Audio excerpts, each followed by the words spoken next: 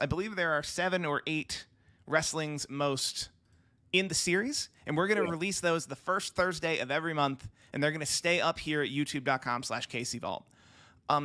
Sean, how did the Wrestling's Most series come about? There was a show on VH1. It was a countdown show. They would do, I don't know, most controversial songs or whatever, and it was a countdown show hosted, well, not so much hosted, but with celebrities commenting on the countdown. They didn't only do music; they actually did like 80s TV show countdown and movies. So they would have performers from the pop culture era that they were discussing come on and do the countdown and comment on the items that were coming up in the countdown. So we said, well, let's have a wrestling one. And the way we were able to do it was we would shoot, because we were shooting, I mean, at one time at our busiest, we were doing 18 full-length shows a year. I think that was the most stocked our release calendar was. So we have people coming through all the time. I love the 80s. Thank you. That was Salvatore threw that up there. And then that team eventually started out. They did a thing called Best Week Ever, and it was the same team. Oh, really? That people liked that. Like, I would call it their content farm. That it's like, let's do a decade show, but then let's also do just a weekly week in review show. Right. It's just talking heads. Like back when a million people would watch something like that on regular TV every week. Right. So we figured, let's do a half-hour show. Let's do it, or were they an hour? I don't know. You guys will tell me how long the Wrestling's Most were. I think maybe they were an hour. So rather than the regular 2-hour shows or the 90-minute shows, we'll do a short 1-hour show where we did Wrestling's Most blank. So it would be Wrestling's Most Controversial Moment, Wrestling's Most Awful Angle, Wrestling's Most Awesome Manager. So we would put it out to fans on our website, and they would vote. They would get like 3 weeks to vote. We would direct them there. So the countdown was legit. It was entirely fan driven. So at the end of those 3 weeks, whatever the results were, that was it. It went out, and then we got to sit a talent down and do the countdown with them. And we would do it usually after. We do one of two ways. After a shoot, like let's say we did a Timeline Fit Finley, we would shoot the show and break, change camera lighting, put up the green screen, and read him the countdown and get his reactions to the countdowns. And so with Fit there, we would do one whole season, which I think it was 4 per year we would release, 1 per quarter on the calendar. So we would do the 4 countdown topics and have him react to the 5 in the countdown.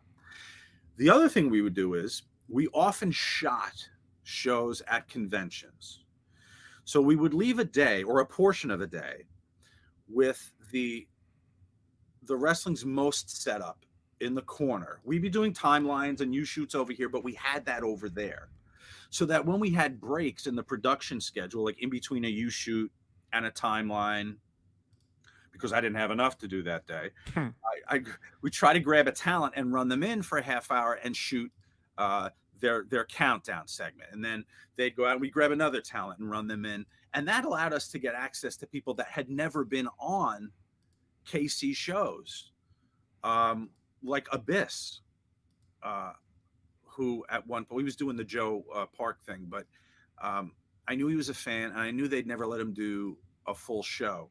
So, but we were able to run him in and get the countdowns for him. So he was able to appear on a KC countdown show.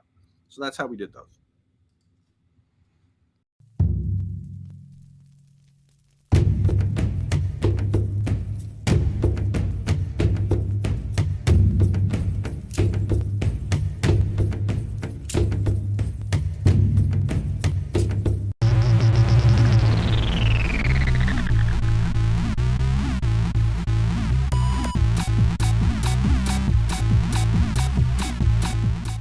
This amazing sport has had its share of landmark moments. Bruno and Larry at Shea, Hulk and Andre at WrestleMania 3, a flair for the gold at Starrcade. But it's also had its gobbledygookers, brawls for all, and Flair being buried in the desert. This is wrestling's only real countdown show, voted on by you, the fans, through our online poll at kayfabecommentaries.com. So without further ado, here are your most awful angles.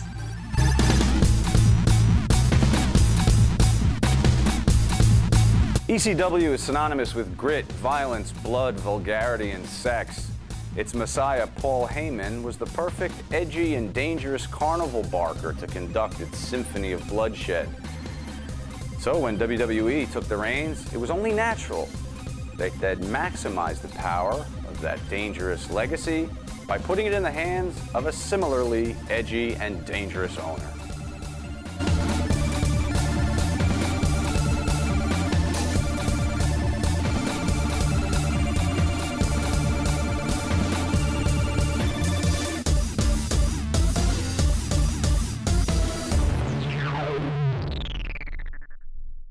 Why not? That's my comment. Why not? What was wrong with that? No, take it off the list. But I mean, it's on the list, I'm sure, but it can't be number 5, would you think? The other 4's got to be really good, right? Did she have her breast enhancements at that time? She actually got it Right after. Well, you know what? If she would have got them prior, maybe if the shoe would have fit, or the cup would have fit, or I don't know what I'm talking about. Was I there then? Wow. I don't know who was doing the voting, but that one went. I got the axe by then. What was so awful about it? Come on. Again, they were just like everything else. They were trying to do business. They had gotten they were trying to create controversy. See, sometimes I think people look at these things and, oh my God, that's awful. This is the internet crowd and everything. To the fan that sits up in the stands, they didn't think it was awful. They were like, oh, what's going to happen? So I didn't think it was that. It was awful, but it wasn't that awful. That was in reply to Shane McMahon on WCW, right? Yeah, that was stupid. There was the invasion, right? The invasion angle where the first time they tried to make ECW look like a complete jabroni undercard of. I remember seeing on TV. It looked like looked like what we look like on our TV, a bunch of misfits that didn't belong. And although ECW proved over time that it was a bigger force and a better entity than WCW, I think at that time it was just reaching, and there was just too much going on. It was too convoluted, too many people, and a bunch of wrestlers that probably could have went on to do something that got lost in the shuffle. I thought they should just let the WCW purchase thing play out and feud, but apparently nobody gave half a fuck about WCW and still doesn't. That was again a part of the wrestling business with me. I kind of just tuned out all the ECW stuff. I wasn't a big fan of the ECW company. Wasn't a big fan of what ECW stood for. Whenever you got to try to get blood and guts and bleeding to make money, I just think it's cheap. It's just like getting cheap heat in a wrestling ring. It's cheap heat getting that kind of reaction, you know. So I really didn't pay too much attention to it. But I did follow the angle a little bit, and it did flop. So I'll tell you that it wasn't a very good idea. You know, that's all I can remember of it. Well, Stephanie's in the family, and she really does own it. So she could have that title, and as far as being the bloodiest and the ugliest and, you know, all that, it isn't anymore. So she's actually, by taking the name of owning it, she's done it wonders, because she brought it from being this big to this big. So good for her. Well, I mean, she grew up in the business. Her family's in the business. She would know the business. So, sure, let's say she'd be a good representative. She's a very bright girl. I watched her grow up. From a lot of the creative work was done in the weekends at Vince's house during the time that I was there. And I watched her as a young kid in the summertime out by the pool with her young friends, and watched her grow up in front of my eyes. And she's a very, very smart gal that I think she gets that a lot from her mother. I didn't think that was awful. I mean, Shane came in and said he owned WCW, so what was it? That to me wasn't awful at all. What I thought was awful is the fact that they even wanted the company, period. What was they buying? They had nothing to offer. ECW was as dead as Kelsey's fucking nuts. You know, they were drawing, what, 400, 500, 600 people? There was no company there. It's so sad when a company gets taken over by somebody that isn't original. And of course, Stephanie McMahon was not original owning ECW, so that's always sad. And is she hardcore? I don't know. If anything, I would have given it to Shane, not Stephanie. That makes more sense. But I don't know, Stephanie's a tough chick, so, you know, and maybe they thought that would have, I don't know, maybe they looked at seniority in the family and the size of the companies, who knows, but maybe that would have been a better fit for Shane. Maybe they should have left it as is and not taken it over. You know, that's my opinion. Yeah, she's hardcore to have, like, what is she up to, 20 babies now? No, she's, I guess she's hardcore in that sense. A strong woman, I guess that makes her hardcore, but taking over ECW, I don't think so. She wasn't active when I was there. Evidently, she's doing a good job, and the company's successful, so I can't judge that. But as far as that being one of the top angles, I would have never thunk it. Every time the wrestling business went into shitter, they try to tap into the ECW pulse. Even a few years later, One Night Stands came back. TNA tried it last summer. So you know nobody's going after the Thunder reunion or the the Nitro reunion. Nobody gives a fuck about those guys. It's always ECW. And you know what? In 15 years, when Axl Rotten's like 700 pounds and still outlived everybody, they'll still be tapping into that vein. Pun intended. I'll call Paul out on this. I never worked for him, but if I had worked for him, I guess the last 2 pay-per-views they had, he didn't pay any of the wrestlers. None of them got paid, but yet then he takes a check from Vince for a couple of $1 million for his video library. He didn't go say, "Here, fellas, here's your money I owe you." I would have been standing there when he got the check, say, "Hey, motherfucker, you got to pay me now."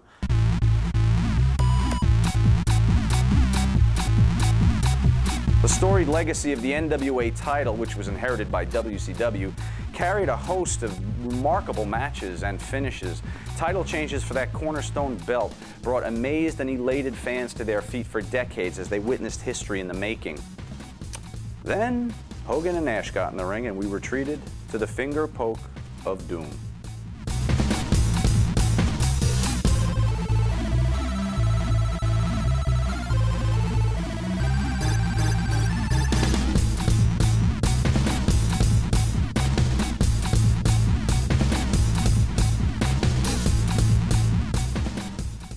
That was terrible. That was bad. Boy, that'd have to have been near the top of my list. And again, you have to understand my history and where I come from. And I remember it being a huge house, and no matter how you slice it and dice it, the fans that were there, let alone the fans that watched when you replayed it, had to really feel that they got cheated. There's heat, and then there's heat. And that wasn't even heat, it was disgust. Whew. That was awful. That was absolutely awful. That was, you know, you wait for you get a great build up and you get a fart. I like it. I like that. Because that, you know, I mean, I don't follow it because it's really sometimes pretty brutal, but when you look on all the websites and, you know, you hear the gossip and we all love it, there's more than just the match, you know? And, you know, when somebody does something like that, it's a power play. It's what you don't know behind the scenes, you know? And that goes a long way because it's just like winning a belt. You know what I mean? Aside from your athletic ability, it really tells you, you know, what kind of respect you have, where you are in the company, how people view you. So, you know, it's all encompassing. So something like that would really stir it up. It's a good power play. I love that. That's horrible. You're totally cheating the fans. They're not out there. They're not paying to see that. They're really not. That's bad. Not a big fan of the way that company did anything around that time. None of it made sense. Think about it. Did any of it make sense? That's, to me, that's ridiculous. You chest poke a guy that's 6'8", 300 pounds, and he just falls like that. It's ridiculous. They were trying to prove a point in other ways. Strong point, trying to prove a point that they're the bosses in the business and they can control everything and make it happen. Well, if they're doing an angle out of it, it could, and I don't know what the whole situation behind it is, but if that was part of the angle to do that, to build it up for something bigger, then it was the greatest thing in the world. But if they were doing it for a joke and to kill the territory, then that's terrible. That's not what it's all about. Was there a list of 100 possibles and this was narrowed down? Because the first two right now are the shits. Oh, wow. I mean, yeah, if I were to sit there and watch that and see Kevin Nash, which is legit 7 foot tall, 300-something pounds and pretty jacked, and Hogan poke somebody and they fall down, yeah, I'm going to go ahead and say, beep. Oh, yeah, bullshit. There's a list of millions of bad ones, but yeah, the poke in the chest and go down was bad. Or Hogan losing to Billy Kidman was bad. I mean, here's Billy Kidman, he's 165 pounds. Hogan's, yeah, brother, 300 biggest arms in the world, brother. Okay, that was pretty bad. You know what? I've never really been a big fan of Hulk Hogan's work or Kevin Nash's at that. And actually, when I watch Kevin Nash now or in recent times, actually the only thing I'm looking for when I look at Kevin Nash come to the ring and work in the ring is I just want to look at him and evaluate his ego. And that's all, because I know Kevin Nash. I know his capabilities and I know where his head's at. I've traveled down the road many, many miles with him, and all I'm doing is looking at Kevin Nash and saying, whoa, has his ego subsided or has it inflated? That's all I'm looking for, Sam. And Hogan, yesterday's news, I don't care. I don't care about Hogan. This is not personal, but Hulk and Kevin, both of whom I've worked with extensively, both whom I would regard as friends, tendency a lot of times is to not look beyond themselves. And because of the positions that I've held and the length of time in the business, my first train of thought when I look at any situation is the big picture and the impact on the business as a whole, not on what it's going to do to that one individual. And most times, if you look at things that way, don't look at it from an individual standpoint and what they're either going to gain or appear to gain, it kind of helps you put things in proper perspective and do the right thing. Well, the talent should say something. I mean, you're going to ultimately have to do what the boss says because you're paid by contract to do it. But there's plenty of times that they've brought stupid things to me and I said, I'm not doing that. That's stupid. I remember at the AWA one time, they wanted Hawk and I to fight each other. I said, we're not fighting. Be insulted every other part of integrity of a tag team. I'm not fighting Hawk and he's not fighting me. I've been back there. Once somebody comes up with an idea that most people like, everybody else is like, yeah, cool, let's just go with it, man. It was, back then, that's what it was like. Somebody came up, thought, hey, that'd be funny, that'd be a great idea. Hey, screw it, let's just try it. Hogan had creative control. He could have very easily said, I'm not going to do that. So he obviously was cared about doing it and wanted to do it. Or they both could have said, this is not how we need to do this. Can they say something? Yeah. Can they speak their opinion? Sure they can. Sure, you can say, hey, that's hokey. That's rotten. That's going to stink the joint up. Let's just do one of those things where we get dog shit and put in a bag, go ring somebody's doorbell, let them step on it and light it on fire. Whoa. They both would be in a position, but somebody, whoever suggested it, they figured, hey bro, let's run with it. Okay. Because if Hogan didn't want to do it, and if Nash didn't want to do it, they wouldn't have done it. At that point, could you do anything more to desecrate or belittle the meaning of a world title anyway? To change a title like that, it wasn't like everybody was up in arms about that, but it was just like, you have a company that's had David Arquette and Vince Russo is your world heavyweight champion, at least you're changing it from one viable, competitor to another. You know what I mean? To me, like, yeah, it was stupid and it was lame. But again, it was the same thing that made sense in the day when they wrote it. But at the same time, there's a lot worse things they've done with that world title before and since that didn't make that much of a big deal. But it was stupid, yeah. But at the same time, like they said, they did a good enough job burying that title as it was, or pretty much every title for that point. I mean, Big Vito held a bunch of titles in WCW. Really? Come on. I mean, we need a little bit more than that, especially if you're going to build something up like that. We need a full match. It's like, they at least built it up, I guess, at the time. They don't do that as much now. Now it's like, I don't like you, let's fight. It used to be something, something, something, and then they would go. But finger poke of doom. Oh, thank you. I think it was part of the steamroll effect that all these type of things were kind of steamrolling out of control, including the storylines. And yeah, there are some people I know for a fact going like, hey, that was cool. So each to his own, or her own. Back in WWF days, he was just the editor of the magazine when I was there. We had some knockdown, drag-out fights. The image I always wanted to portray was the girl next door, the all-American girl you wanted to bring home to mom. Whereas like Rena and Terry had other images, like, Rena was the one you wanted to bring to a cheap hotel room for the night. I was the one you wanted to bring home and marry. Every time he would put together a photo, a photo spread in the magazine, he'd always pick the worst pictures of me with like my mouth open, like these really slutty looking shots. Like I wasn't even posing like that. It just happened, they happened to catch that shot. And I'm like, no, you can't put this stuff in. Like this one picture he wanted to use on the cover, I was in a pink bikini, I was on my hands and knees, and I was like this into the camera. I'm like, that just says, come and stick something in my mouth. That was totally out. We had the biggest fight. I actually went into Vince's office. I just stormed right in. I'm like, Vince, no, I'm not going to have him portray me like this. And Vince is the one who told me, you're not going to use that picture if she doesn't want that picture done. I had Vince in my pocket back then. I was like his golden child, so I got anything I wanted. And Russo hated the fact that I had Vince change his cover shot, but I changed a lot of photos in there. I actually went into, oh God, they'd probably kill me now if they knew this. I used to go into the editing room. I had a pass key for the office. I had all access everywhere because I was doing studio work too. I used to go into creative and find the negatives that I thought were sleazy pictures and take them so they couldn't use them.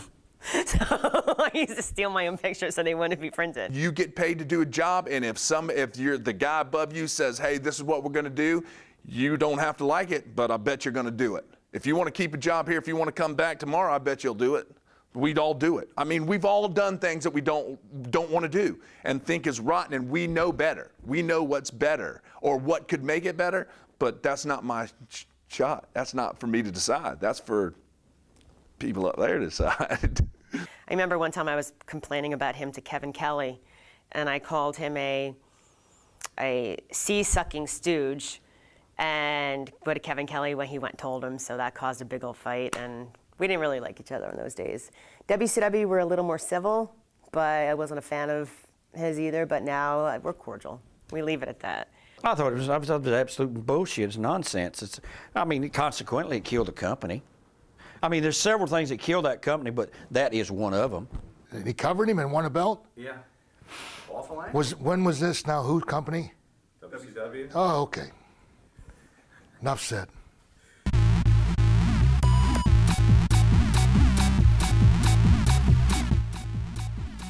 Mae Young gives birth to a hand.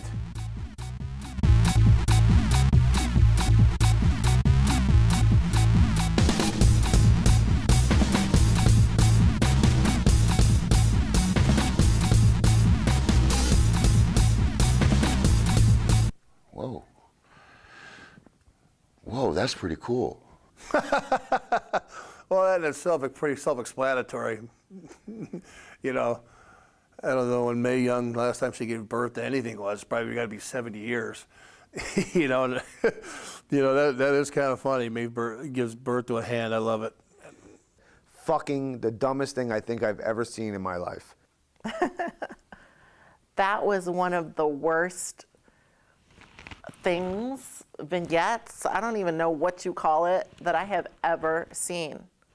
Now, people think I've off my rocker. Like, explain that, please. I think it was like it wasn't like a charcoal black hand. It was just like fucking stupid. Why a hand? Why, and why is it the birth of a hand? What is the, you know? Zero significance. Yeah, I that's not what I would want to do on there, you know. That just doesn't seem like that's part of the show. And I don't know what the rest of the show was or anything, but that seems kind of stupid. Tremendous. Mae Young doing anything is tremendous. That's, come on. Yeah, wow, ouch. How long was this list again? Horrible, the most absolute. I don't even know what it meant and what could the hand do now. What is the wrestler going to do? Jump on the hand and beat the hand up, and now the hand's going to have a match, or Mae's going to come out and defend the hand, and the hand's going to have a diaper on it, and she's going to breastfeed it. I mean, if you're going to do it, take it all the way. I mean, have her breastfeed the hand, and whatever happened to Mark Henry in that angle? I think he was the one that bedded her, and he was the one who she incepted or had conceived the hand from him. So that tells you something about Mark's sexual life. I mean. That was just stupid. Why would you even do that? It makes no sense. A hand. Wasn't that with Mark Henry or something like that? I did see that. Oh my God. I give Mae credit. With all the crazy things they've had her do, oh my God, the crazy old lady. Mae Young had quit giving birth 90 years ago.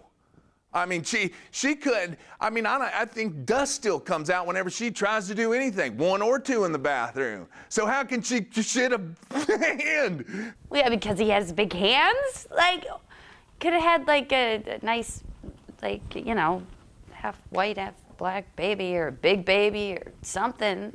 A hand? Boo. Boo. Wow.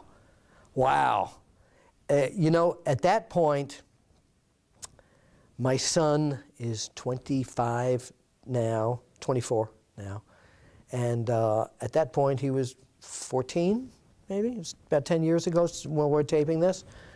At that point, I told him, I don't want you watching this. Gold dust was coming out, and it was sending the wrong message to. So I saw that, and I went. They finally got to a point where they disgusted me. Yeah, I thought it was pretty gross, pretty disgusting. Some people were like, come on, it's wrestling. That was funny. No, it was too far out of the box. I didn't know what the hell they were thinking. Oh my God, you know what that looks like? That looks like the hand that was on the end of the arm that I beat Crush up with for the angle WrestleMania 9. No, that's not an angle. That's just disgusting. I mean, what purpose is it? What? You got me baffled. I usually have a lot to say, but the last 3 questions have stumped me. Exactly. Mae Young gave birth to a hand. Again, sitting around in around 12 o'clock, maybe even earlier, 10 o'clock in the afternoon. We got a box full of donuts. We're writing. We got a bunch of coffees. We're writing up the scripts. Where are we going to go with this Mae Young angle? Where are we going to go with it? I got an idea. What is it? She'll give birth to a hand.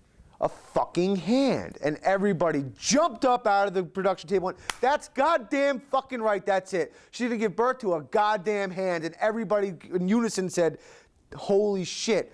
God, it was almost like Jake Blue, Elwood Blues saw the light at the church and said, we're gonna put the band back together. Mae Young's gonna give birth to a fucking hand, and everybody, they're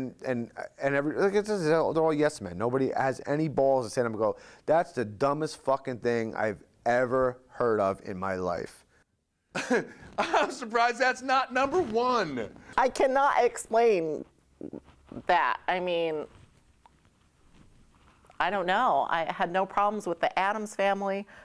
That I cannot understand. Well, I don't know. Are their ratings unbelievable right now? So maybe the hand deal is the biggest thing that's ever happened. I don't know. You know, it's all about ratings and drawing people and money. You know, that's what the bottom line is. So if it's huge right now, wrestling, I don't know where it's at. That was a while ago. Then the hand must be. You know. Maybe it contributed to it. Yeah, maybe it contributed to it.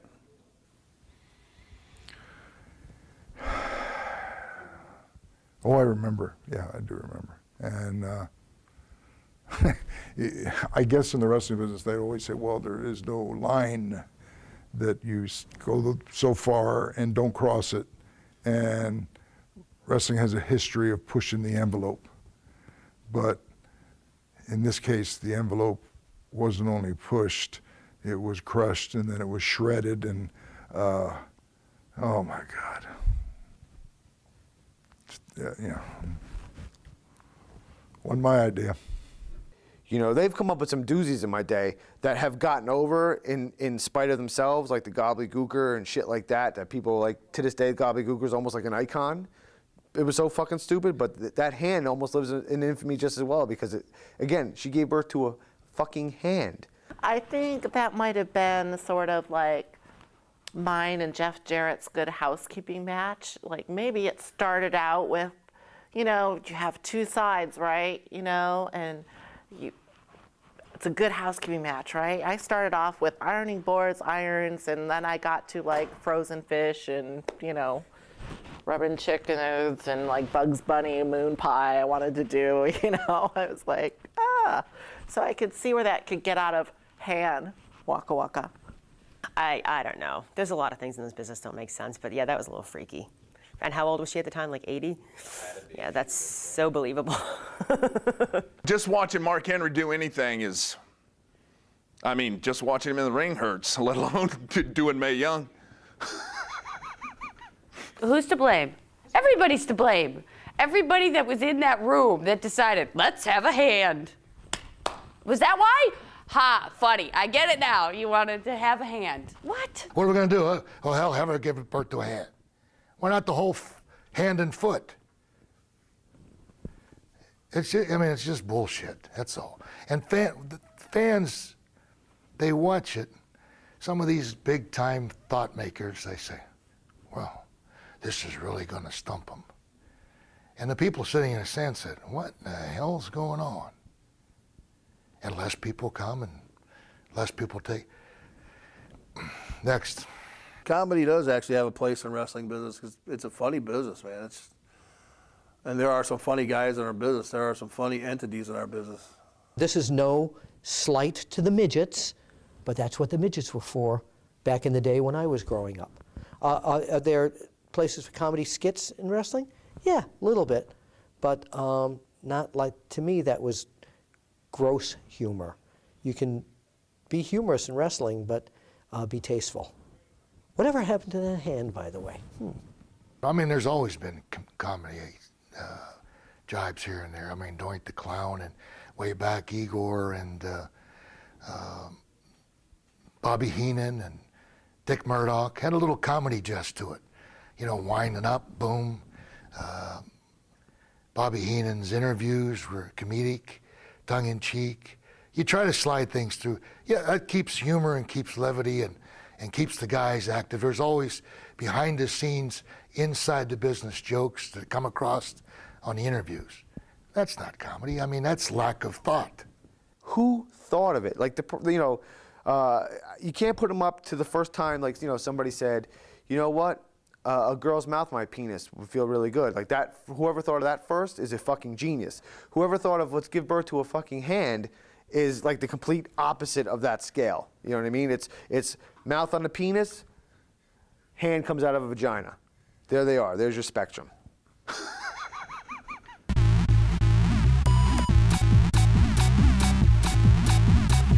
You know, pro wrestling angles are often driven by the same catalysts as our great historical battles. Greed, power, domination, betrayal, and necrophilia. And, of course, wouldn't you know it, there's our second most awful angle ever.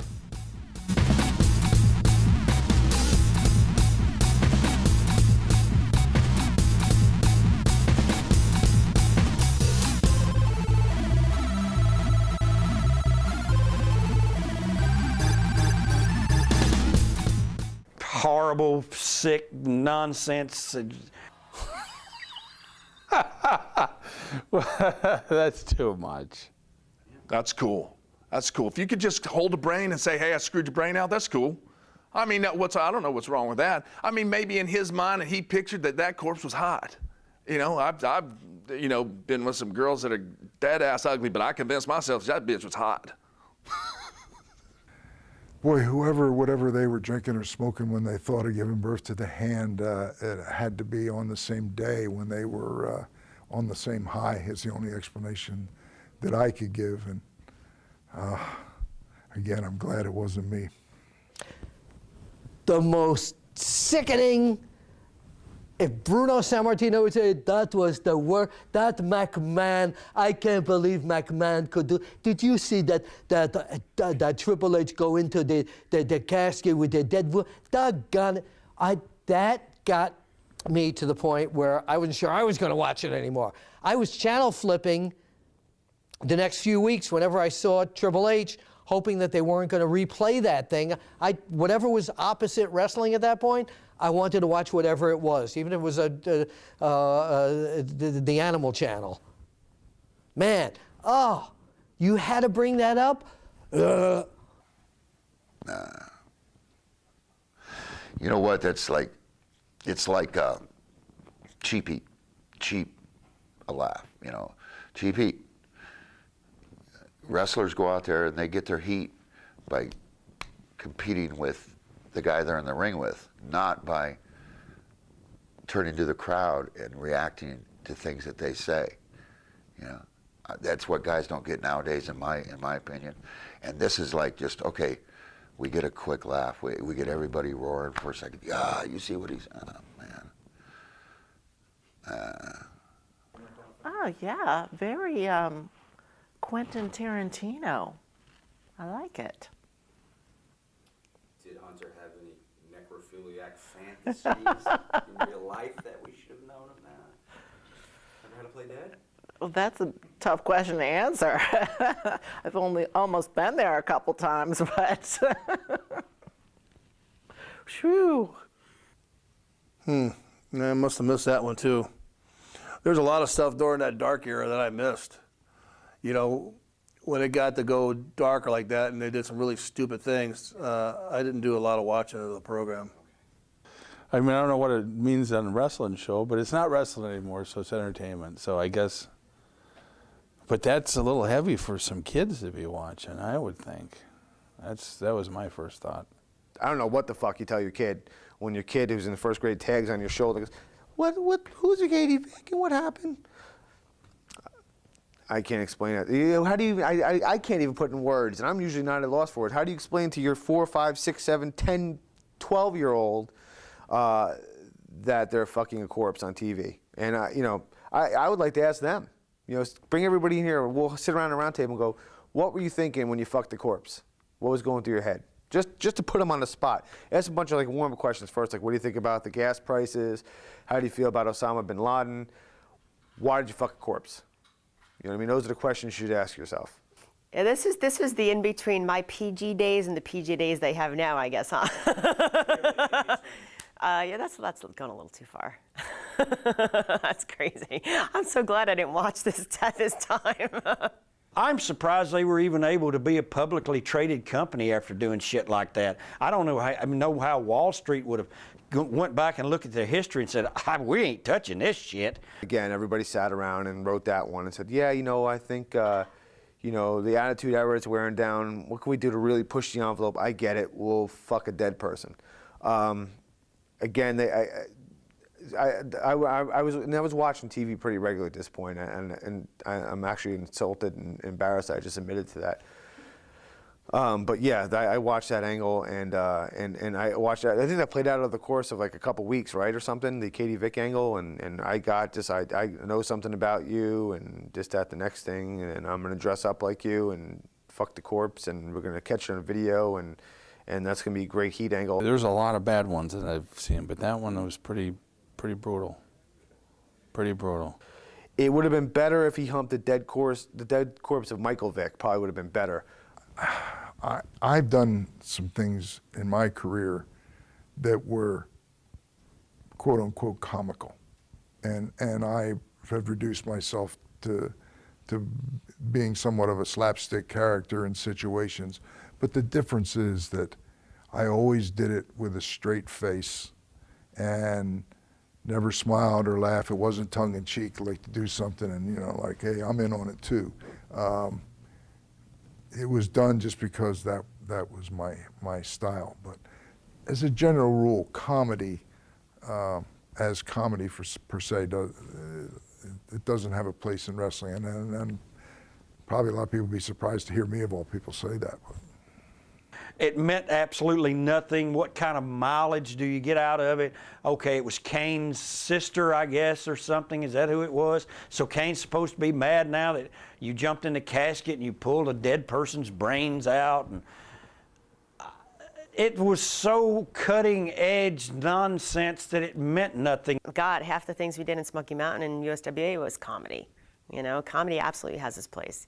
You need to balance it with your serious storylines as well, but it can't be all serious. You need a little bit of ha-ha in there. And nothing better than good Southern ha-ha like we did in Smoky Mountain. So, I mean, you got to have a good tar and feather match once in a while.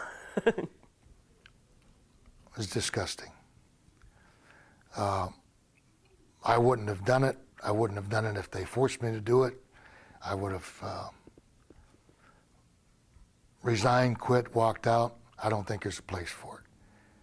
I think the kids, you know, we often talk about role models and things that you do, and people are impressionable. The object of wrestling is to control the crowd. What are you trying to do there? It's bullshit. And then, of course, there was the proctological exam with Jim Ross where Vince started pulling Stone Cold out of his ass and pulling this out of him, and I've done pulled this out of Jim Ross's. What was that all about? They were living out some kind of a Monday night fantasy or something. Let's go see how stupid we can be, or were they trying to drive the value of the company down so low that they could start the stock prices low?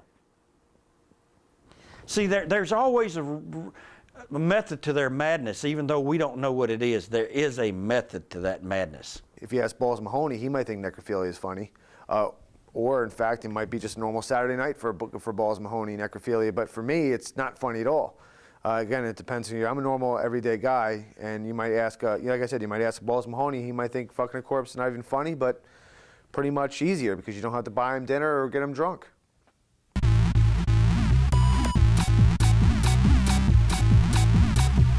In a field of so many awful angles to choose from, which included Vince winning a title, Onita promoting Jose Gonzalez, and Shawn losing his smile, 37% of you thought this, your #1 most awful angle, took the cake. David Arquette wins the WCW title.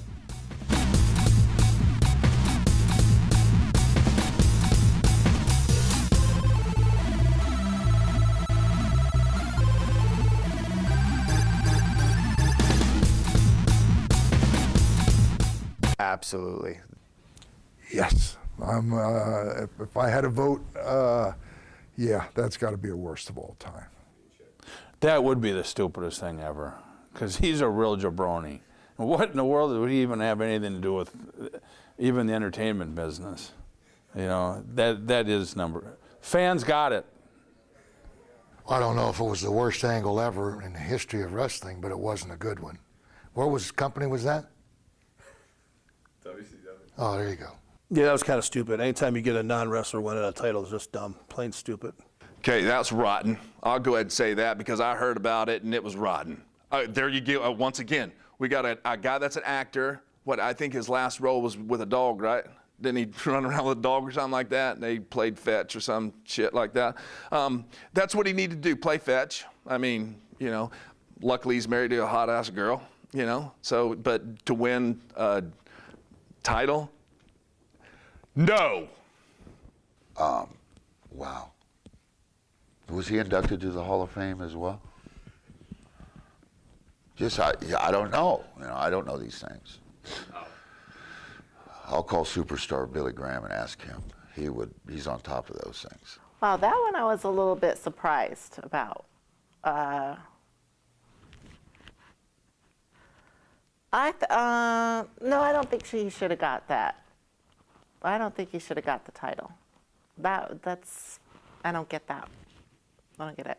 I mean, that's as bad as Vince Russo winning the thing, or Hogan and them poking each other in the chest, and the list goes on and on. I mean, yeah, of course, David. What could David Arquette bring to the table now? I mean, does he put it on his Hollywood resume, WCW World's Champion? Oh, boy. Yeah, I mean, what's next? Snooki, you gonna win the Diva title? Oh God, let's knock on wood and hope she doesn't. But yeah, that was just a little too hokey. Like I said, WCW, nothing made sense at that time. That was horrid. The day after he won the title, I was there when he won the title. Day after he won the title, went to the airport with all the wrestlers and with him. And people at the airport were going, hey, champ, hey, champ. I think, although it was the worst angle, and I agree with them what a bad angle it was, they thought it was going to get them mainstream publicity, which that's what they're looking. Again, it's a business, people. Wake up. It's a business, okay? So they were looking at this as David Arquette gets the belt, takes it to Hollywood. We got it in with Jay Leno. We got it in with this guy. Just what McMahon was doing. I hated it because I'm a traditional pro wrestling. Can you say wrestling on this? It's not banned? Yes. I'm a traditional wrestling guy.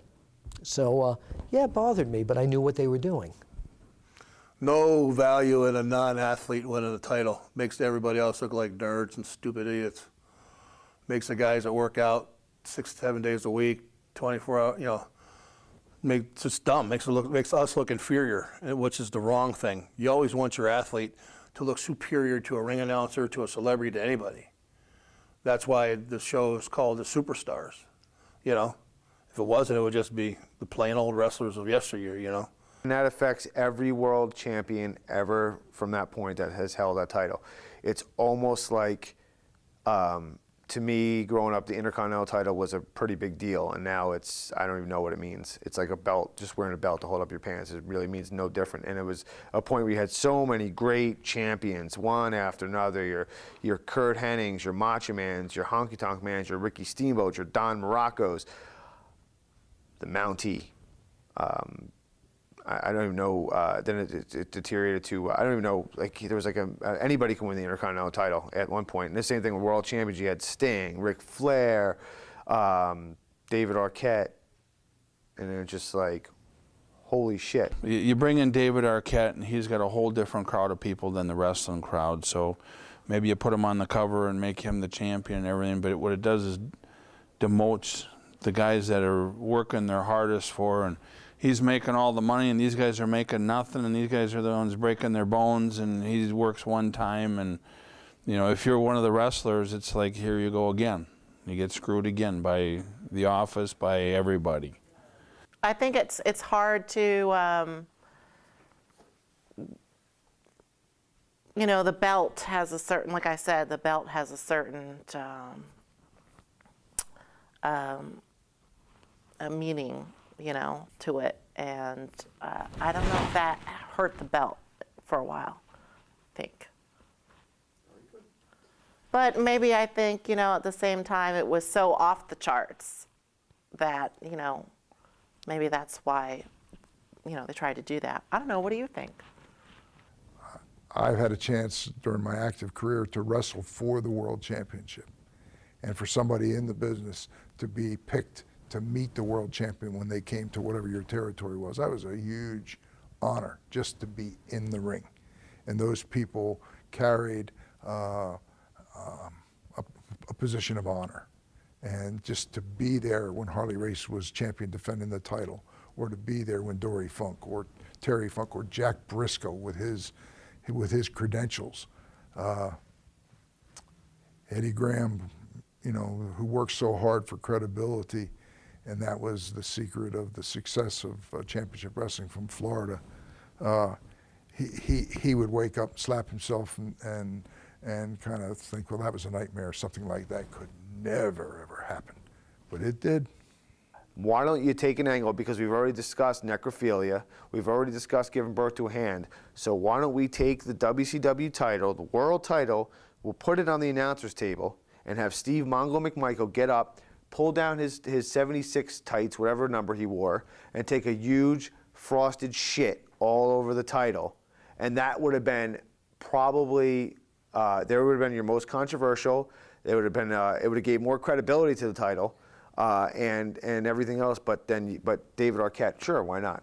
Again, let's sit around the meeting, and that sounds great. Everybody, all the yes men, stand up. Let's put the title on Arquette. You know, I think Vince Russo's got a place in this business. I don't know quite what it is yet. I don't know Vince Russo that well. Do I think he could be a decent booker? Yeah.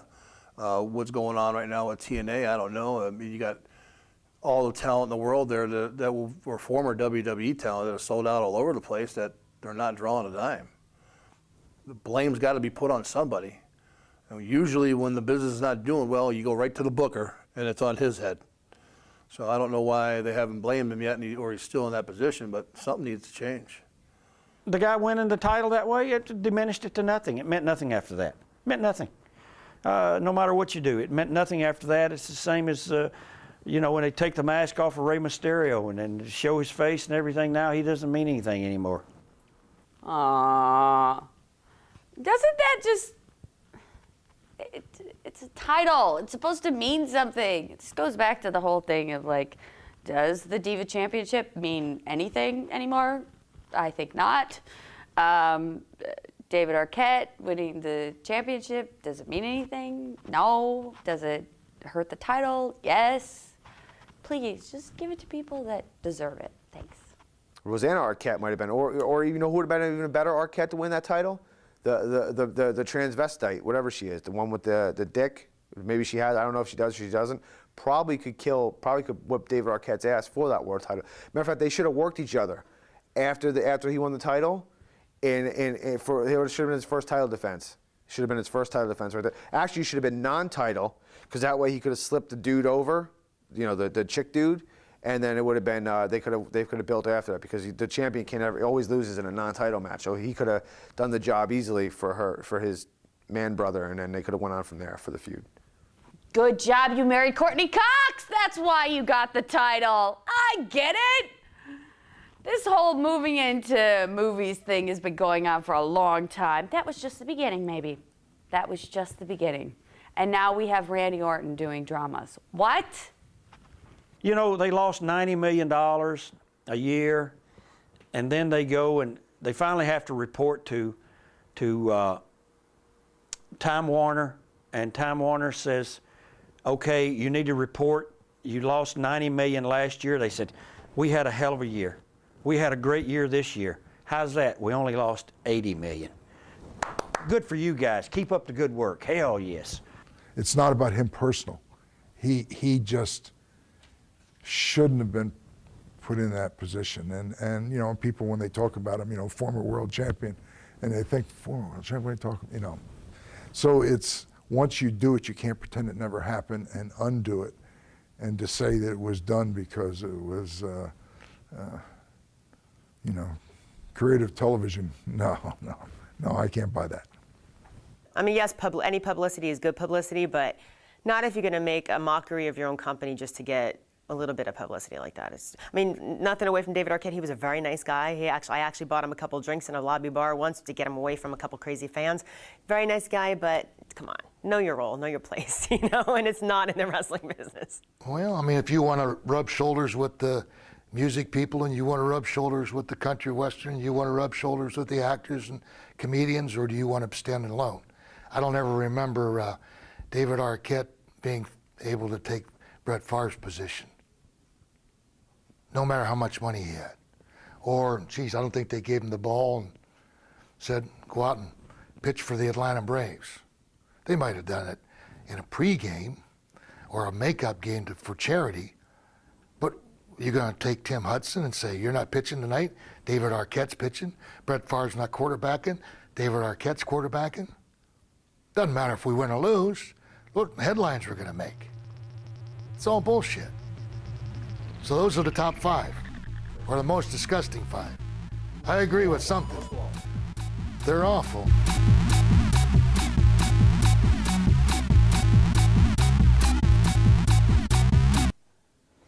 What the heck? No, I've never. The heck? Mae Young gives birth to a baby hand. No euphemism there. She's pregnant in a storyline with one of the wrestlers. By Mark Henry. And this is the big payoff. Okay. They're in delivery room in the back.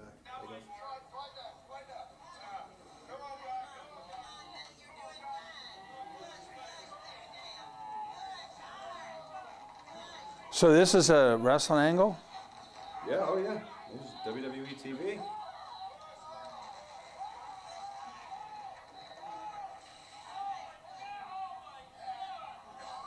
The slimy hand.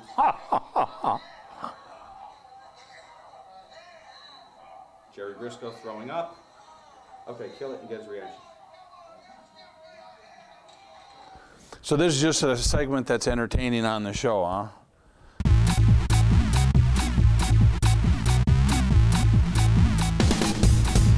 Whoa, that's pretty cool. The hand came out first, or just a hand? You want to see it?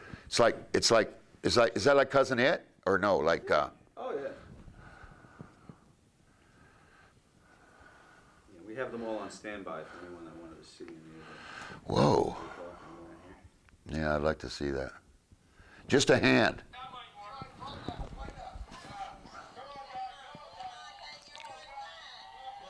Whoa. Whoa.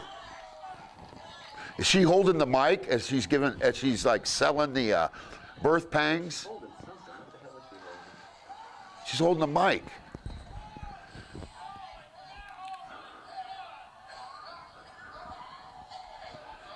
What is that? That's a hand? Slimy. Oh my God. Oh my God. You know what that looks like? That looks like the hand that was on the end of the arm that I beat Crush up with for the Angle WrestleMania 9. The finger went like this. Did that finger go like this when it was coming out? Did you notice? It wasn't close enough to tell. I'm curious about that. I would like to know if that was the hand that was on the end of the arm.